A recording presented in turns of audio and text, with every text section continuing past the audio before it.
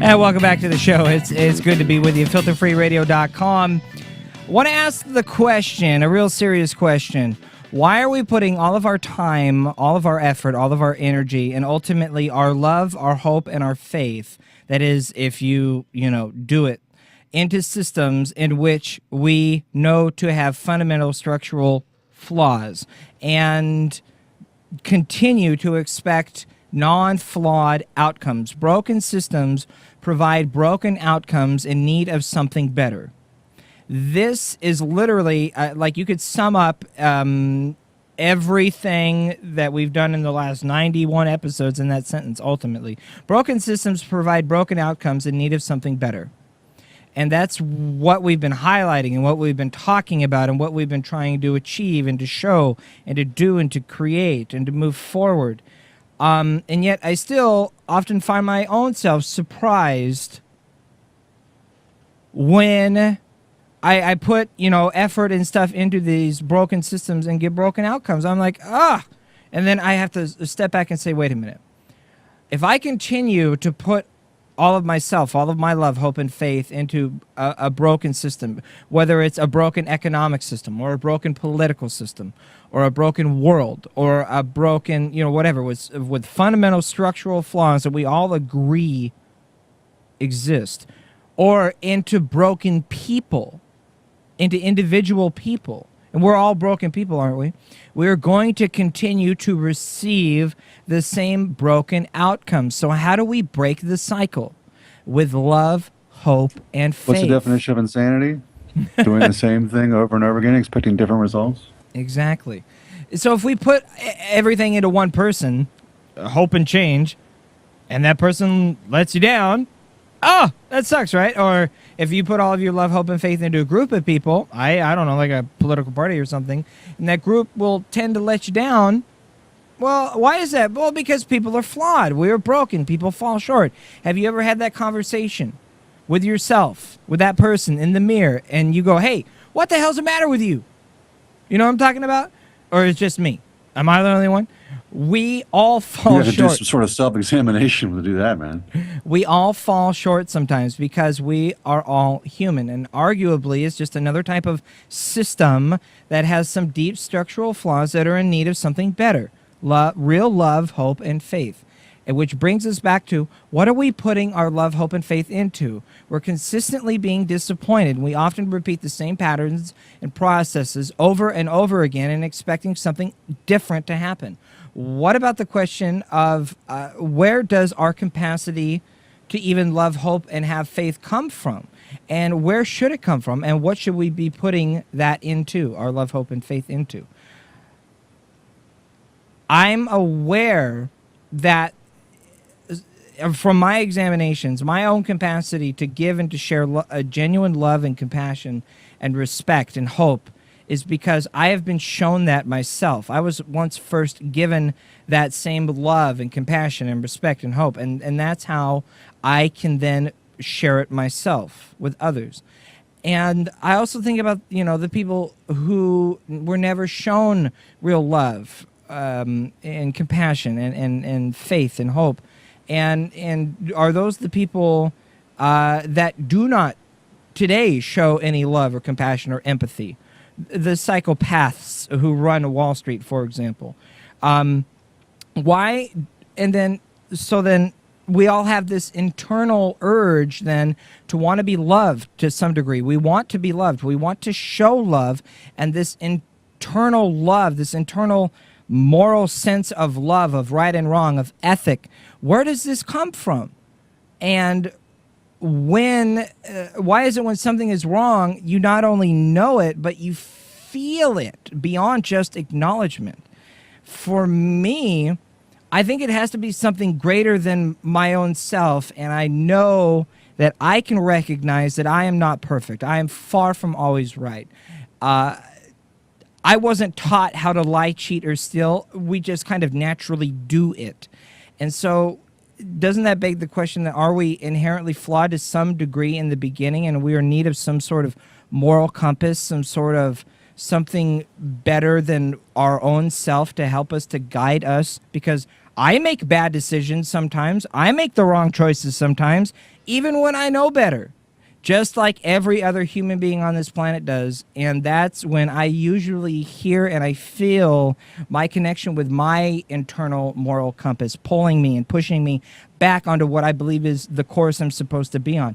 And this is how I know it exists and how I know it's something better than my own personal choosing. And let me be clear here. This is not something like I hear voices in my head or any shit like that. It's much more of like, I can't describe it. It's like an overwhelming feeling, like a sudden internal moral awakening and realization of what is going on.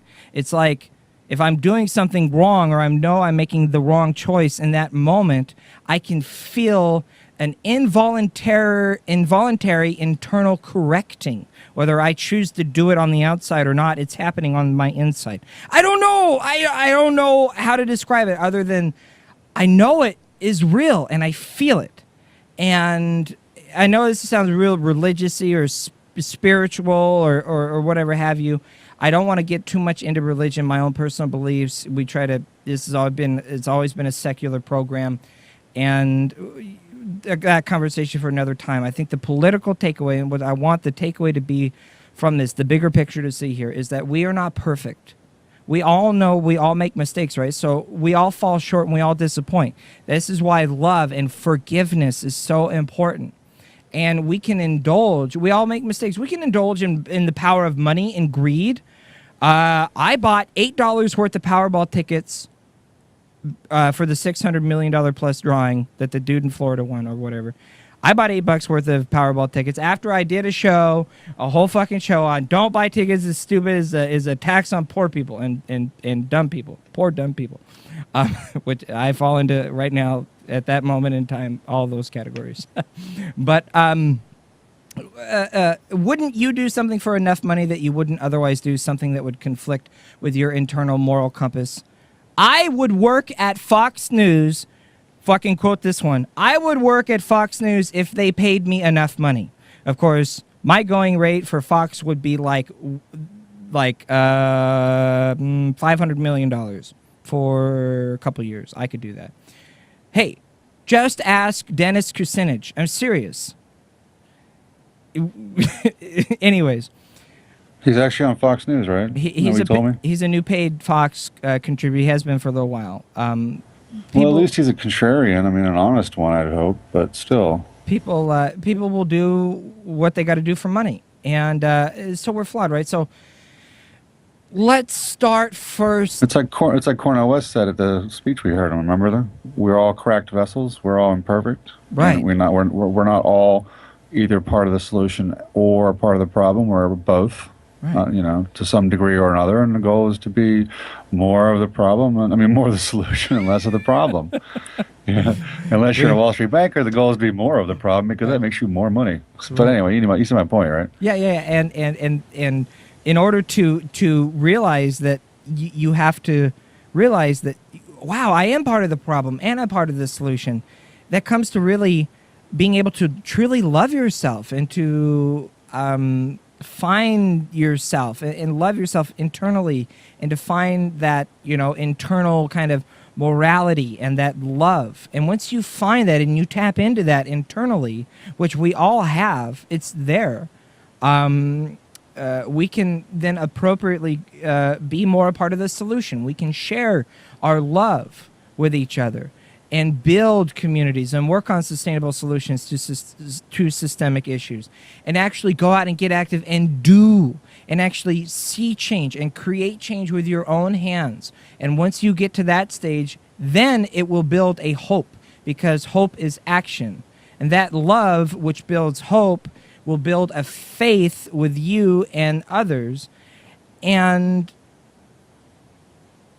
we've got to stop being so surprised that if we put our love, hope, and faith into broken things, into broken systems, or into broken people that need help, or into a broken system that needs help, or into a broken world that needs help, it's going to continue to produce broken, flawed outcomes. If you're tired of being disappointed from putting your love, your hope, and your faith into something that lets you down, if you're tired of being disappointed by politicians or political parties or sports teams or dancing celebrities, You have to start putting your love and your hope and your faith into something that is better than that, something that cannot disappoint, something that is better than ourselves, and that is we have to put our love, hope, and faith into something greater. We have to put love, hope, and faith into love, hope, and faith, ultimately, in the most basic, simplest definition of the words. And I think the love, hope, and faith-based moral revolution and moral rebellion that we need, if it comes to be, it will come to be via a very slow trickle upwards and outwards. But it, like I said, first must begin inwards. We have to love ourselves and truly love ourselves and realize how can we be more a part of the solution than we are a part of the problem. This will create more love, simultaneously creating a real sense of feeling of hope, which will then allow us to put our faith back into ourselves and each other, and slowly upwards and outwards, but first inwards. We have to put love, hope, and faith into love, hope, and faith.